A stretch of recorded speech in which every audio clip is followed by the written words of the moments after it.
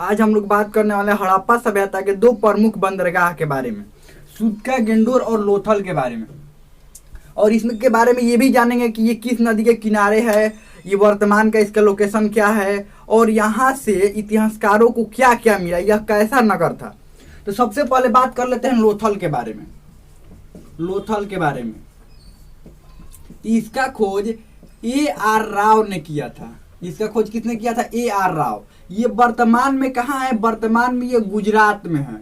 वर्तमान में ये गुजरात में है, गुजरात के अहमदाबाद में है, अहमदाबाद। देखिए अब ये किस नदी के किनारे, आपको पता है कि हड़प्पा सभ्यता जो सारे स्थल है वो किसी न किसी नदी के किनारे है। अब क्यों नदी के किनारे है? क्योंकि नदियों से उनका व्यापार होने में आसानी होता था और नदियों से पानी भी मिल जाता था, तो इसलिए यह नदियों के किनारे थे। तो ये भोगवा नदी के किनारे था, भोगवा नदी के किनारे था।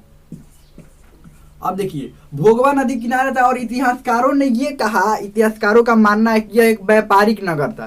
कैसा नगर था? व्यापारिक। अब इतिहासकार ये व्यापारिक नगर था। अब इतिहासकारों ने क्यों कह दिया कि व्यापारिक नगर था? इसका कोई ना कोई तो रीजन होगा ना कोई कारण होगा। इतिहासकार क्या ये खुद से यहाँ से जो जो सामान मिले हैं, जो भी प्रमाण मिला है, उससे अंदाजा लगाया जा सकता है कि यह एक व्यापारिक नगर था। तो देखिए यहाँ से क्या क्या साक्ष्य मिले। आपको पता है कि किसी भी नगर के बारे में जानना हो तो उसके जो साक्ष्य मिले हैं उसी से पता लगाया जाता है कि यह कैसा नगर था। कि जहाँ से कारखाने मिले हैं, मान लीजिए कोई भी सामान बनाने वाला कारखाना मिला है तो वहाँ से ये लगाया गया अनुमान कि यह एक व्यापारिक नगर था। वैसे ही यहाँ से जो जो भी साक्ष्य मिलेंगे उससे ही अनुमान लगाया जाएगा कि यह कैसा नगर था। तो देखिए यहाँ से क्या मिला है। सबसे पहला यहाँ पर सबसे बड़ा गोदीवाड़ा मिला है, गोदीवाड़ा। सबसे प्राचीनतम जो गोदीवाड़ा है, प्राचीनतम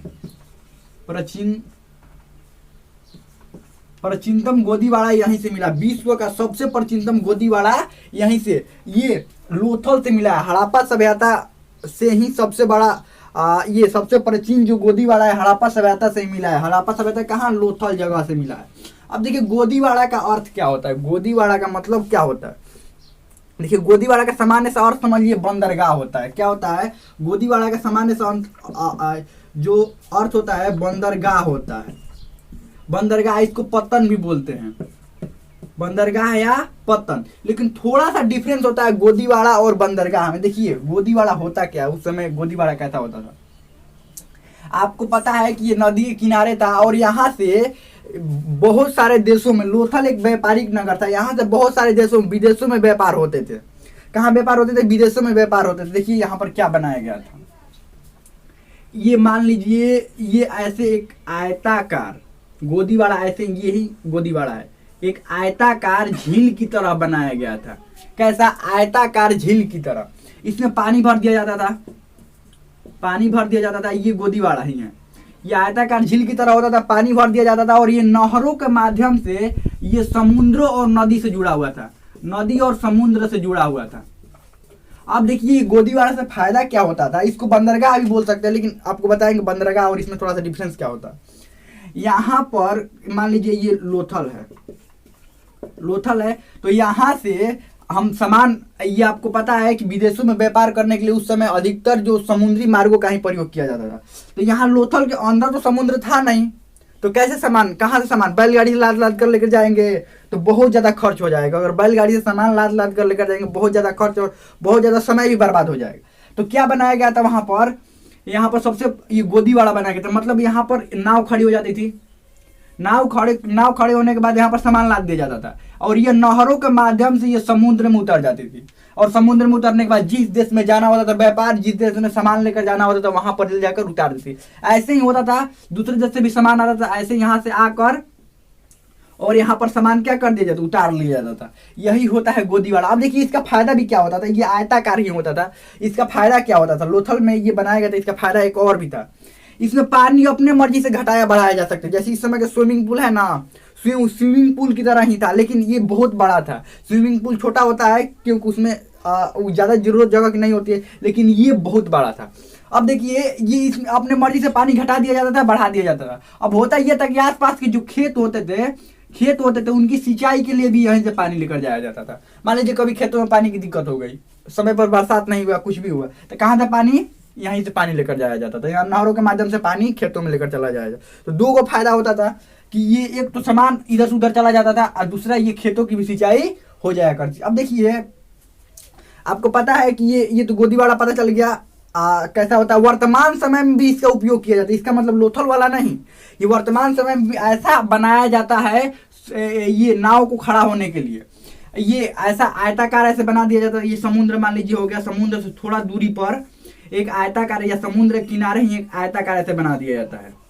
बनाने के बाद क्या किया जाता है, ये सूखा होता है या पानी से भरा हुआ होता है। मान लीजिए सूखा है या पानी से भरा हुआ, तो यहाँ पर नाव खड़ी हो जाती है। नाव खड़े होने के बाद क्या होता है, इस पर नाव पर या तो ये अब नाव खड़ी हो गई, यहाँ पर ये सूखा हुआ है, मान लीजिए सूखा हुआ है, ये नाव खड़ी हो गई और इसमें सामान लाद दिया गया, या सामान लाद देने के बाद क्या हुआ, इसमें पानी भर दिया गया। पानी भरने के बाद क्या हुआ, नाव अपने आप ऊपर उठ गई, और नाव ऊपर उठने के बाद क्या हुआ, ये जहां सामान लेकर जाना होता है चला जाएगा। और एक बात, या मान लीजिए इसमें नाव खड़ी है, पानी भर दिया गया नाव ऊपर, और उसके बाद सामान लाद दिया गया, और जहां पर ले जाना होता है वहां पर चला जाता है। वर्तमान समय में भी इसका यूज किया जाता है, इसका उपयोग किया जाता है। अब देखिए इसमें अपनी मर्जी से पानी घटाया बढ़ाया जा सकता है, बाहर निकाल दिया जा सकता है, या पानी इसमें छोड़ा जा सकता है। अब देखिए बंदरगाह और इसमें थोड़ा सा अंतर समझ लेते हैं। बंदरगाह होता है जो समुद्र किनारे ही होता है, समुद्र के यहीं पर ये यहाँ पर बना दिया जाता है सामान उतारने वाला, इसी को बंदरगाह का, ये समुद्र है, ये सामान उतारने वाला ये बंदरगाह है। और ये क्या होता है आपको पता है, थोड़ा दूरी पर रहता है, इसको क्या बोलते हैं, यही गोदीवाड़ा होता है। तो हमें लगता है कि ये समझ में आ गया होगा, लेकिन इसको वही बोलते हैं, ये लोथल वाला वही बोलते हैं कि लोथल में बंदरगाह मिला है, इसी को बोलते हैं। अब देखिए इसमें एक और चीज, मनका बनाने का कारखाना मिला है, मनका बनाने का कारखाना,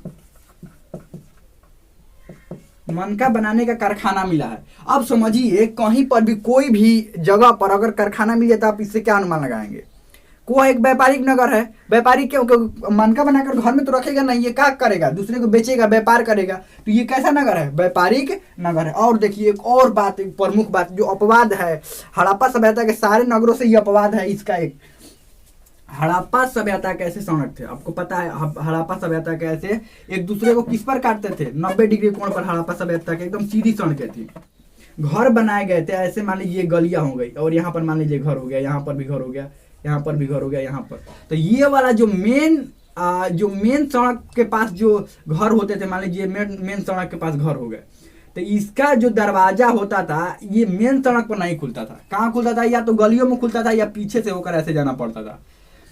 ये हड़प्पा सभ्यता के बाकी नगरों की बात है, लेकिन यहाँ की बात करें, अगर आप लोथल की बात करते हैं तो लोथल में ऐसा था ही नहीं। लोथल में ऐसा था कि सारे जो ये सड़कों के किनारे जो घर होते थे उसके जो दरवाजे सीधे सड़कों पर खुल जाते थे।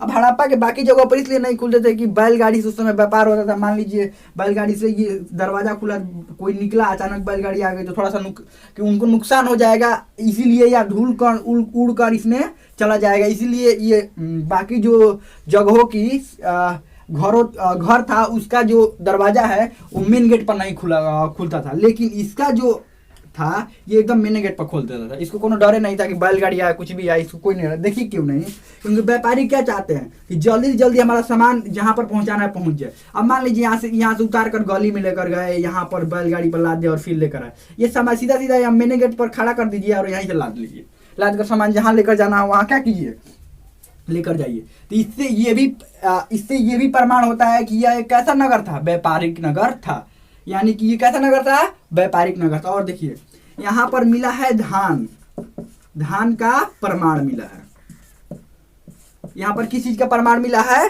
धान का प्रमाण मिला है, और युगल समाधान भी मिला है। यहाँ पर क्या मिला, युगल समाधान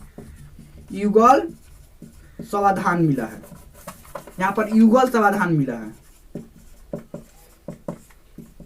और धान का भी प्रमाण यहाँ पर मिला हुआ है। अब बात कर लेते हैं सूत्का गेंडोर की, अब बात कर लेते हैं सूत्का गेंडोर के बारे में।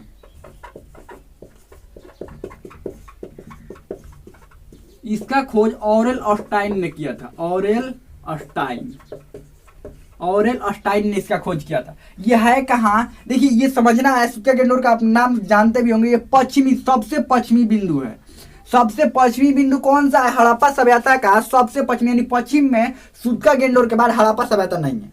यानी कि पश्चिमी सबसे कौन सा बिंदु है, सबसे पश्चिमी बिंदु है, सबसे पश्चिमी बिंदु है। यानी इसके बाद कोई और एक छोटा सा बंदरगाह है, छोटा सा बंदरगाह है, छोटा सा यह बंदरगाह है और हड़प्पा सभ्यता का सबसे पश्चिमी बिंदु। इसके अलावा इसमें और ज्यादा कुछ नहीं है। इसका खोज ऑरेल स्टाइन ने किया था और ये सबसे छोटा मतलब छोटा सा एक बंदरगाह है और ये पश्चिमी सब बिंदु है। इसके अलावा इसका और कोई मतलब ज्यादा कुछ यहाँ पर मिलता नहीं है।